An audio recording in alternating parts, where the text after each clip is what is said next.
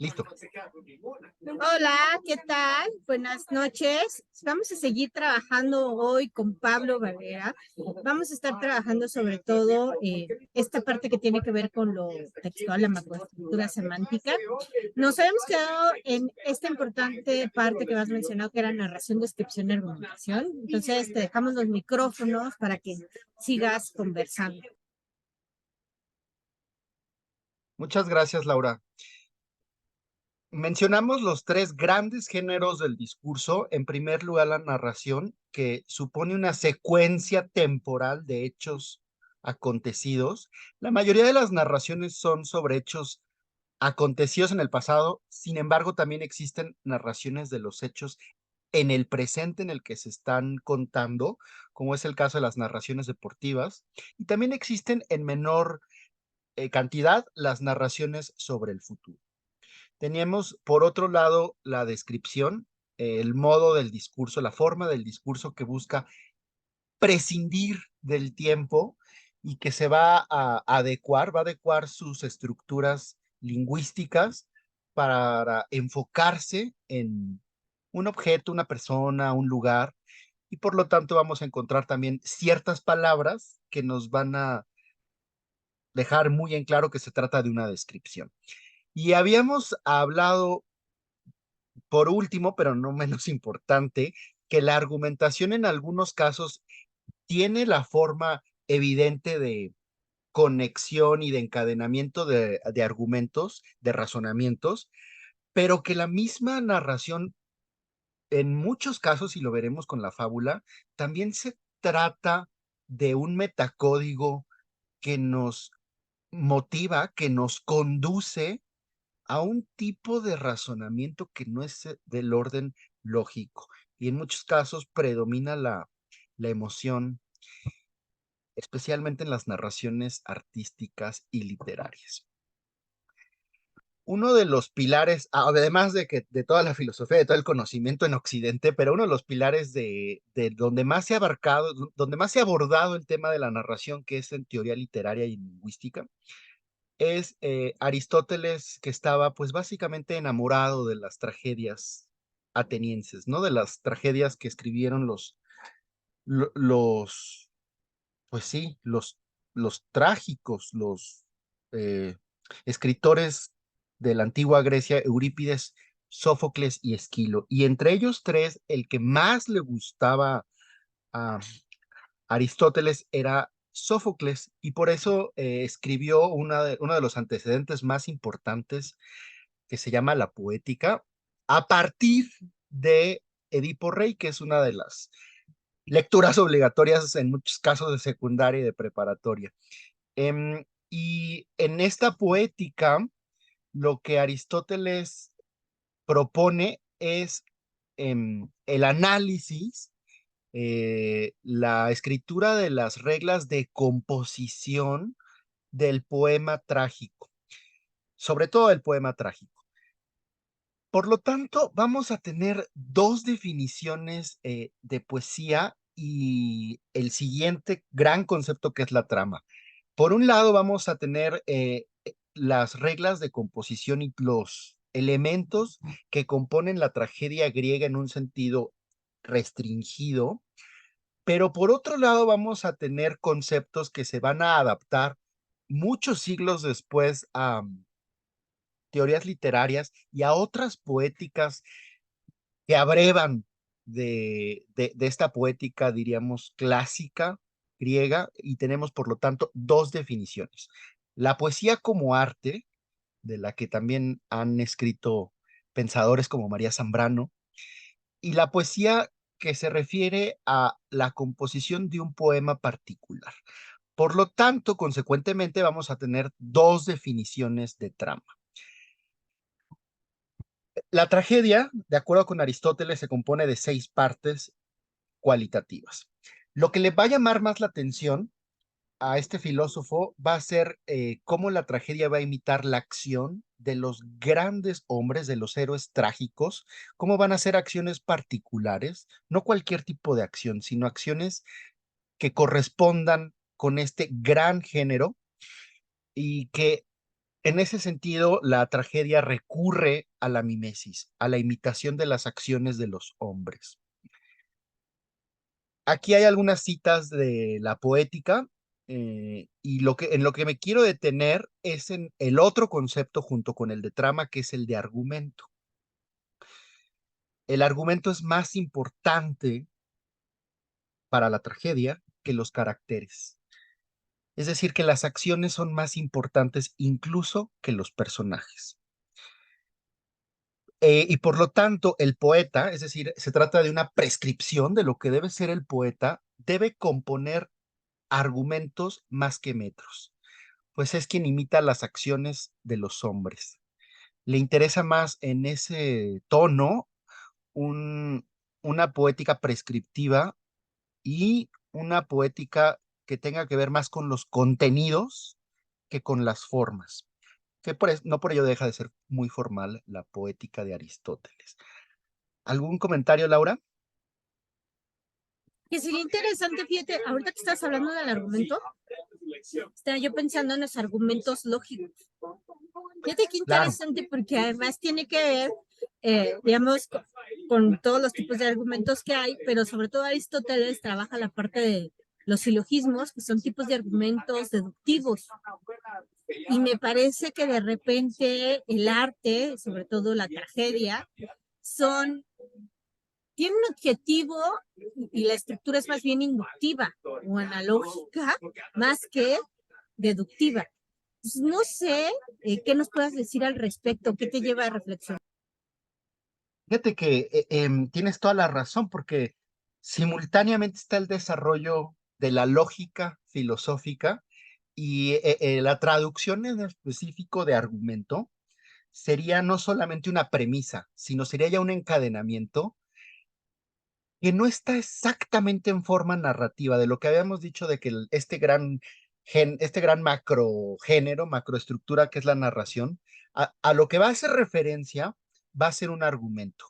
Que de hecho, muchos siglos después, más o menos en 1958, Claude Lévi-Strauss hace un análisis de las mismas tragedias, o sea, de Edipo Rey y de Antígona, y lo que dice es, voy a quitar la narración y voy a ver cuál es si se puede expresar la tragedia de Edipo Rey a partir de encadenamientos mínimos que él denominó mitemas, pero que podría ser que Aristóteles, por lo menos estructuralmente, pensara efectivamente que se trata de argumentos lógicos encadenados y que un mismo argumento, y ahorita lo veremos, puede ser, que es lo que hacían, por cierto, los poetas trágicos, puede ser contado, puede ser embellecido, puede ser acomodado de diferentes maneras sin que cambie el argumento, por ejemplo, causa-consecuencia en Edipo Rey.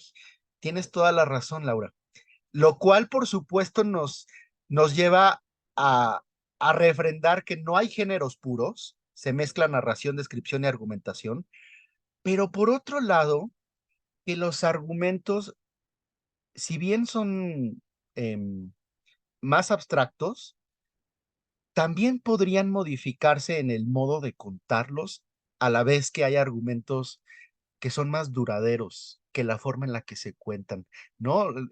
Podríamos pensar que muchas veces eh, en los noticieros vemos algún conflicto, que también lo veremos más adelante, observamos cómo nos están contando algún conflicto político y a simple vista podemos decir, esta telenovela ya la vi. Es decir, reconocemos mentalmente algo que ya hemos visto antes, aunque el modo de superficie de contarlo sea diferente.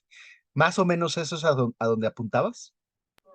Claro, ¿no? Y antes de Levi Strauss está el gran señor Hegel en la fenomenología del espíritu, recobrando Claro, todas las tragedias, ¿no? claro. Y eso es fundamental, porque no es cualquier cosa, es todo un ejercicio, digamos, la fenomenología tiene muchas partes, entre esas partes está una parte ética moral, que es donde retoma esta relación entre moral, justicia, legal, la cuestión religiosa y la cuestión ética, y lo hace a través de las tragedias griegas, que eso es muy interesante, pero sí, no, síguenos contando, yo ya estoy emocionado.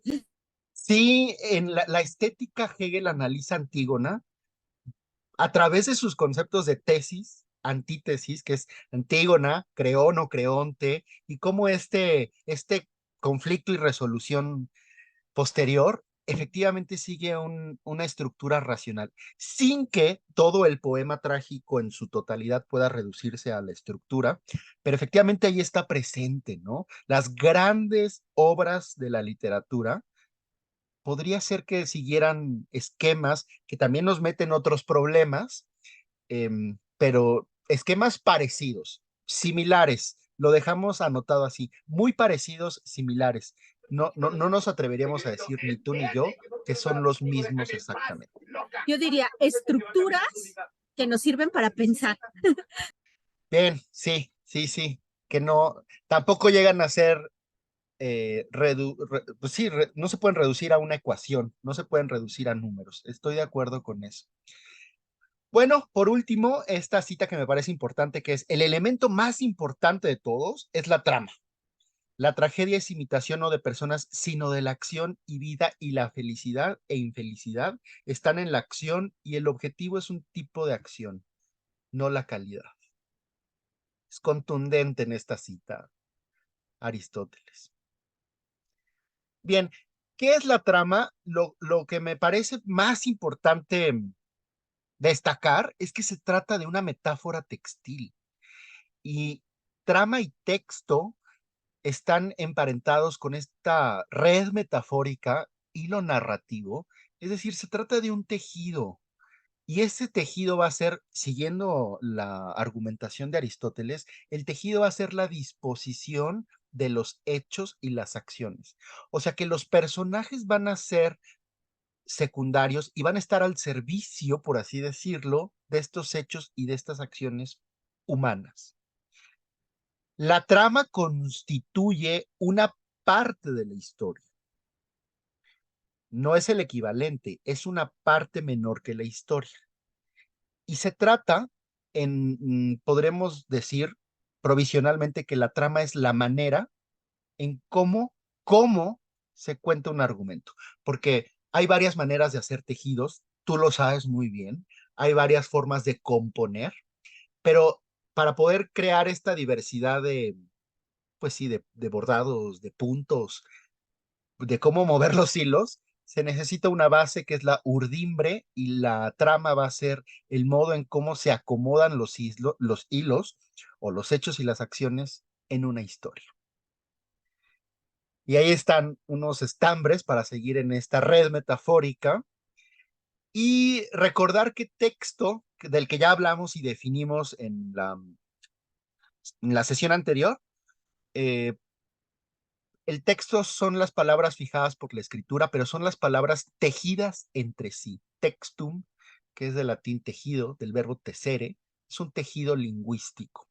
No se trata solamente de reducirlo a la lingüística, en el sentido de que un texto puede abarcar imágenes, emblemas, elementos paralingüísticos, pero sobre todo, para efectos prácticos, se trata de un tejido no de estambres, no de hilos, sino de palabras. La trama eh, sigue estos tres pasos que son muy abstractos, pero por otro lado también son muy útiles en cómo se enseña a analizar un cuento, pero que también sirven mucho para la escritura, para aprender a escribir una narración. La trama va, en primer lugar, como si se tratara también de un ensayo argumentativo, por cierto, a proponer un inicio o planteamiento. En segundo lugar, nudo, a veces hay clímax, pero en todo caso forma parte del nudo, que es esta segunda parte, o del desarrollo, si se prefiere. Y por último, un desenlace. Esa es la estructura básica de cualquier tejido lingüístico con una trama. Claro. Y ahí habría que hablar, por ejemplo, del argumento, ¿no? Digamos, la primera parte es la contextualización del argumento, por qué Así importa, es. a quiénes les importa, cuál es el aporte. El nudo o el clímax sería el desarrollo de las premisas y ya de desenlace es la conclusión. Sí, y que si te das cuenta, esta división tripartita también está en Hegel.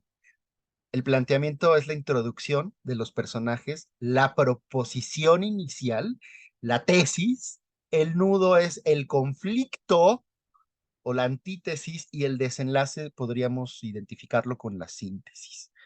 Sí, pero me parece que lo más interesante es que esta misma estructura tiene un alcance tan extenso que también se encuentra en la forma argumentativa del discurso, no solamente en la narrativa. Quizá en todo caso vale la pena que para que pueda ser propiamente narrativa, esta secuencia va a ser temporal y va a ser de acciones. Está el argumento, el cual Humberto Eco, en Lector in Fábula, lo identifica con la fábula. Fábula ya no como un género que heredamos de Esopo, ¿no? Que son animales que cuentan una anécdota, que también se traduce a veces argumento como anécdota, que hablan y que enseñan una moraleja hacia el final.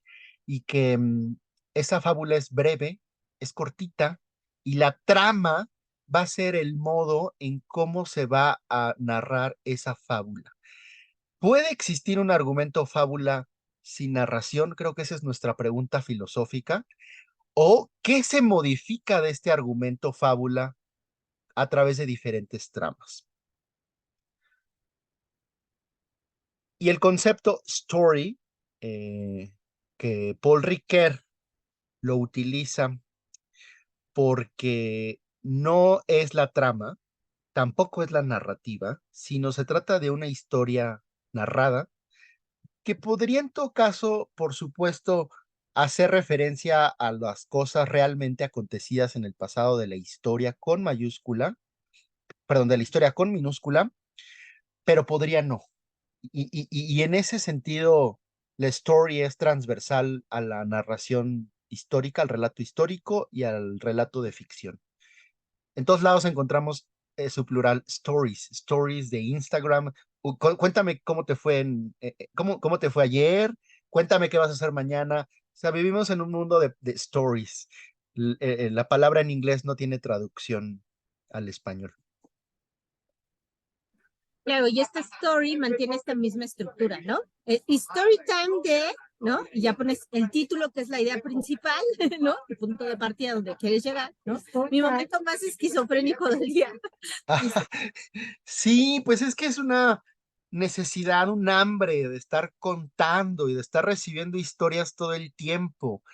em, y que volvemos a esta parte muy primitiva, muy socialmente primitiva de que sobrevivimos, por supuesto, porque tenemos eh, un organismo con mecanismos de alerta. También sobrevivimos socialmente porque somos capaces de crear, de contar y de entender historias. Eso es definitivamente es algo muy importante para tener en cuenta. Bien, ahora sí, ya pasando a temas más teóricos para filosofía, menos análisis de textos y más filosóficos. Mitos, concepto aristotélico igualmente, es simplemente historia o relato.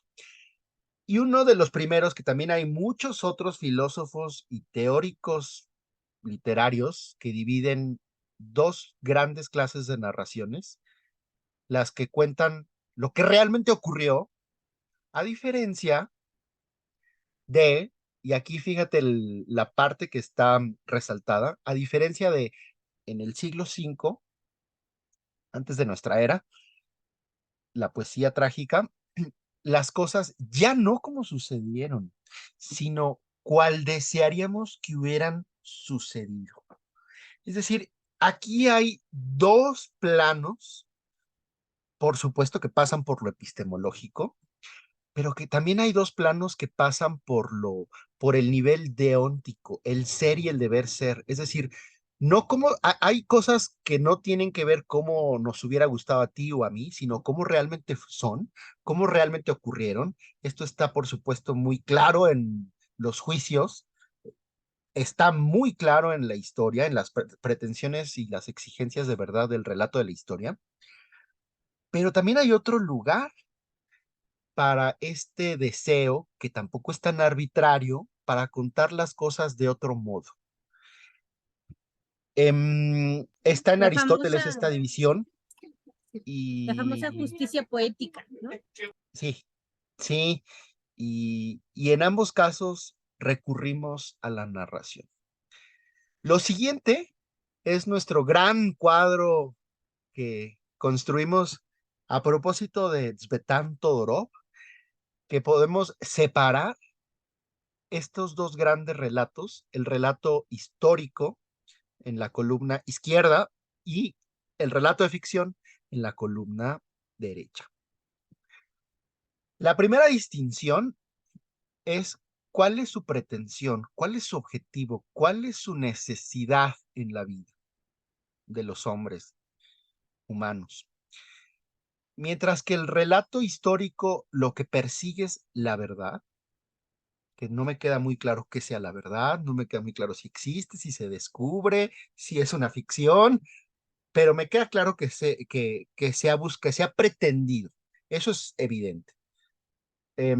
Mientras que en la columna de la literatura estamos hasta cierto punto liberados de buscar la verdad de un modo obligatorio, justamente porque se trata de otra cosa que no es ni decir mentiras, pero tampoco contar la verdad. En todo caso, contar algo semejante, similar a la verdad, sin que tenga esta obligación de corresponder con las cosas acontecidas. ¿Cuál es la función de la lengua en el relato histórico? Bueno, buscamos hacer referencia a lo que realmente ocurrió, tal cual como ocurrió, y en ese sentido hay una referencia literal supuesta.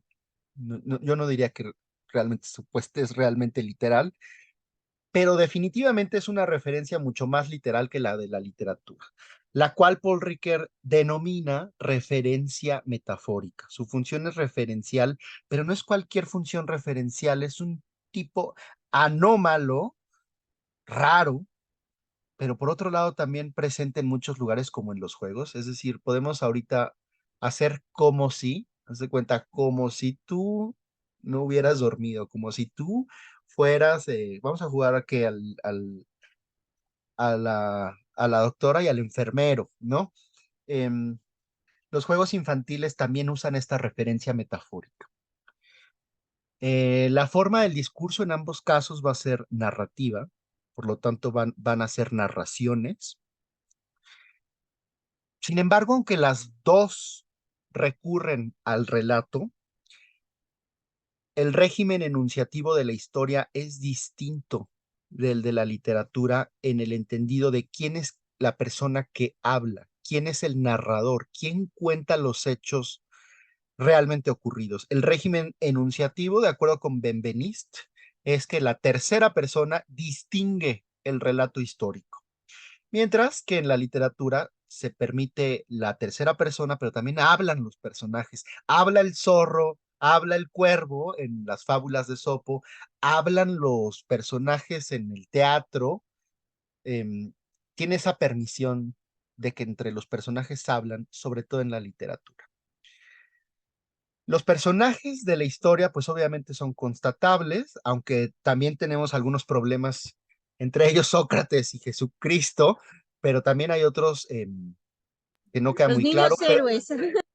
sí, pero bueno, idealmente son constatables porque tienen acta de nacimiento, porque hay testigos, porque sí existieron, sobre todo si son más cercanos en el tiempo y el espacio. La ficción puede usar también los personajes constatables, los puede llevar, como dicen los filósofos del lenguaje, a otros mundos, puede trasladar la referencia a otros mundos posibles. Ahí está la novela histórica, por supuesto. O inventados. El zorro en la fábula de Sopo es una invención, es una alegoría, es una metáfora. Dada su diferente pretensión, el tratamiento de los personajes en la historia va a ser exterior, nos va a importar narrar los hechos y las acciones, más que la psicología o los diálogos de lo que estaban sintiendo, de cuál era cuál era su posición, cuál era su flujo de conciencia en un momento de la estructura de la trama. El tratamiento de los personajes va a ser diferente porque sencillamente tienen dos pretensiones diferenciadas. Siguiendo con esta división, la escritura, recordemos que texto es un texto escrito. La escritura de la historia, y aquí me parece que está la parte donde más puede sostener su pretensión, su promesa de verdad, como nos enseñó María Rosa Palazón, como lo dice Gadamer, ni siquiera, no es una promesa que todavía no se cumple. La escritura está abierta a reelaboración si nuevos datos o archivos fidedignos contradicen lo ya dicho. Es decir, es una escritura en diálogo y es una escritura que se sigue haciendo. Y en esto se parecen mucho, fíjate, Laura, historia con mayúscula, historia con minúscula, porque las dos están por hacerse, las dos están por escribirse. No es un relato terminado. Y regresamos otra vez al concepto rickeriano de infinitud. La infinitud es mucho más evidente en esta necesidad, en esta pretensión de llegar, de alcanzar o de construir o de plantear una verdad por la misma reelaboración abierta. O sea, la historia básicamente es un diálogo. Mientras que la ficción cierra hasta cierto punto su universo, su diégesis, por lo mismo de que no pretende decir la verdad. Es decir, ya terminó mi invención, mi creación literaria, por ejemplo. A lo que va a estar abierta va a ser a la interpretación, si es que se trata de un texto literario que corre con suerte y que es bien acogido por el público lector. Podría ser que no. Todo esto, fíjate en qué lugar está la poética y la retórica, ya después de haber planteado el problema de la referencia. Por último, pero consecuentemente, la función poética y retórica de la historia con mayúscula va a ser restringida. Va a ser restringida, pero no porque así lo desee, sino porque así lo necesita. Mientras que el discurso literario, relato de ficción, va a estar abierta, lo cual no significa que vaya a ser rica todo el tiempo. Hay prosas literarias muy parcas, muy sencillas, depende del estilo, del autor, de la época, pero vaya, tiene esa licencia de poder explotar todas las posibilidades del lenguaje en la retórica, o no, em, tiene más campo abierto.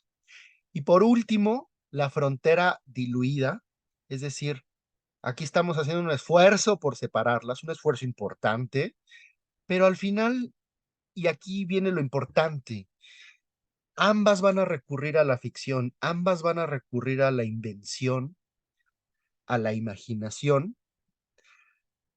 y a la vez, de acuerdo con la visión enriquecida, discursiva y filosófica del lenguaje de Paul Ricoeur, las dos van a tener referencia al mundo del que están hablando, que es el mundo de los humanos, por el hecho de ser narración. Esa es la propuesta que divide los discursos, Laura. ¿Algo que se me haya escapado? Nada más aclarar que estas partes que estamos hablando del discurso diferenciado entre historia y literatura, también tiene que ver con las características de la ciencia. Cuando hablamos de que es una reelaboración abierta, estamos hablando que la ciencia es modificable. Hoy en día, la pretensión absoluta de la verdad ya no está presente, ya está claro que el conocimiento es un proceso y que siempre está abierto, ¿no? Entonces ahí está la modificabilidad, está la objetividad que tiene que ver con esta referencia literal, pero también con esta verdad por correspondencia directa, ¿no? Que pretendemos que lo que dice sea tal cual la cosa es. Por eso muchos de las lecturas que tengamos a la mano científicas van a iniciar por una descripción y una explicación, ¿no? O sea, tal cual te van a describir el objeto, aunque sean argumentativos. Primero te van a explicar de qué van a hablar. ¿no? Eso es un clásico. Por otra parte está la verificabilidad o comprobabilidad, que tiene que ver con esto, con que los personajes sean constatables, y por eso también trabajamos hechos y acciones, más que psicología o diálogos, porque los hechos y las acciones son comprobables, no se dan Así en un es, universo individual. En así cambio, es, mis diálogos individuales y personales, pues esos pueden no quedar para la historia, ¿no? así es. Que esperemos que algunos sí queden, pero la mayoría no lo van haciendo. Entonces, creo que son elementos importantes que tenemos ahí que hablan de estas características de la ciencia y que va a retomar la historia, sobre todo pensando, digamos, en que la historia de la historia es una historia complicada, Sí, porque no siempre fue sino que muchas veces fue, pues sí, confundida un poquito con la literatura o con los mitos y degradada de ese grado científico, lo cual también ha hecho, digamos, que en esta parte que tú hablabas de la función poética y retórica, ¿no? De la función de el historiador, esté muy enlazada con esta ética de la responsabilidad, con esta y con esta obsesión de la búsqueda de la verdad. genial. No esperaba esa aportación de filosofía de la ciencia que hiciste. Sí, efectivamente es la obligatoriedad, la ética de poder, de ser honrado intelectualmente y decir, este es mi dato, esto es lo que encontré, y la manera en cómo lo voy a presentar necesita ser narrativa, defender el estatuto narrativo de la historia. Y en ese tono, la historia en la actualidad está cercana a la ciencia en algunos aspectos, no todos, pero también muy cercana al relato de ficción, por lo mismo de su estatuto narrativo y por lo mismo de tratarse de un fenómeno humano y del pasado y mediado, la función mediadora del relato. Definitivamente, eh, esta división, esta división es provisional también. O sea, este cuadro no era sostenible hace 5 siglos y quién sabe si después pueda sostenerse, y está en movimiento, ¿no? Está en movimiento. Sí, lo acepto, es provisional. Y bueno, pues por lo pronto es todo por hoy. Muchas gracias, Laura, por tus intervenciones. Al contrario, gracias Pablo por ilustrarnos con esta relación entre la trama y la historia, ¿no? Y dejarnos abiertas estas preguntas de hasta dónde es historia, hasta dónde es literatura, hacia dónde nos van a llevar, por ejemplo, ahorita que hablabas de inteligencia artificial, estas nuevas historias que se están creando a través de la tecnología y qué tanto terminará siendo esto. Yo acabo de ver un artículo que Ajá. habla de una escultura que fue realizada con inteligencia artificial y es una escultura física, digamos, y fue creada a través de varias inteligencias artificiales que por una parte unieron a distintos autores de escultura, por otra parte hubo otra inteligencia artificial que habló de profundidad y otra más que creó el diseño, ¿no? Con esta impresión 3D que ahora existe, pero digamos, fue todo un legajo científico para llegar a algo que es la creación de una escultura. Y hoy en día está en disputa si es posible o si sigue siendo viable ser escritor y hablar de tramas, en una época Ajá. en que la inteligencia artificial puede recuperar todas estas historias y hacer, digamos, este juego de anclaje referencial. ¿Tú qué piensas? Que se puede hacer simulacro tanto de una columna como de otra columna. Ambas admiten el simulacro. ¿Cómo desenmascarar que se trata de un simulacro y no de un acto consciente y autoconsciente y abierto al diálogo? Creo que ahí está la pregunta, ¿no? O sea, em, hay, antes del diseño, que también la inteligencia artificial puede intervenir quirúrgicamente, así con una precisión exacta, ¿no? Tampoco es gran novedad, la existencia de simulacros, porque es que ya estaban, ¿no? Ya estaban también en la historia de la filosofía, el temor platónico de que la mímesis sea tan exacta y tan precisa que acabe usurpando el lugar de la realidad. Em, creo que sí hay maneras de, como por ejemplo la ironía, que es muy antitextual, de desenmascarar que se trata de un simulacro, pero también otro filósofo ya lo advirtió, Baudrillard, puede haber un simulacro tan perfecto que sea un crimen y asesine la realidad, ¿no? No creo que la inteligencia artificial de este siglo llegue a ser el crimen perfecto todavía, pero no dejemos de tener miedo ni de sospechar. Creo que tiene que ver con nuestra generación, demasiado Asimov, demasiado Terminator, demasiado. Ajá, sí, sí, Creo que eso ya nuestro final deseable es ser insustituibles y que toda la vida sí. se acabe con nosotros. Pero bueno, esa ya es otra historia. Entonces, No, cerramos aquí. Te agradezco. al contrario.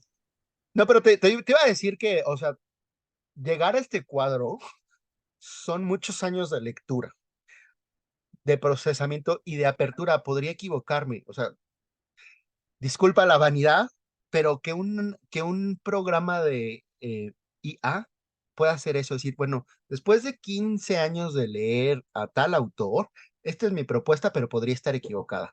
O sea, que haga una, y se va a ganar el respeto, no solo mío, el de muchas personas, ¿no? O sea, que tenga ese gesto de humildad, una inteligencia. No tiene el gesto de humildad de hacer referencias, tampoco exageren, o Ah, sea, tampoco exageremos, ¿no? Ahora, piénsalo bien porque yo te puedo decir que la ventaja que tiene la inteligencia artificial es que retoma muchísimas lecturas a la vez. O sí, sea, eso es lo maravilloso, que tiene la sí, capacidad de unir muchas rápido, lecturas en muy veloz, poco por tiempo. Sí, supuesto. mucha velocidad. Algo que tú y Sí, yo, querido, hacemos con nuestro debido tiempo porque necesitamos procesar. Pero también es cierto que, y esta es una insistencia, pues la inteligencia artificial no deja de ser lógica booleana, ¿no? Dos opciones, no lógica mucho más. booleana. Y sí, claro, dos dígitos. En fin, Sí, muchas gracias, Laura, y nos vemos en la próxima sesión de ñoñerías para los claro que estudiantes sí, de seminario, de la universidad y de análisis de textos. claro. Hasta luego.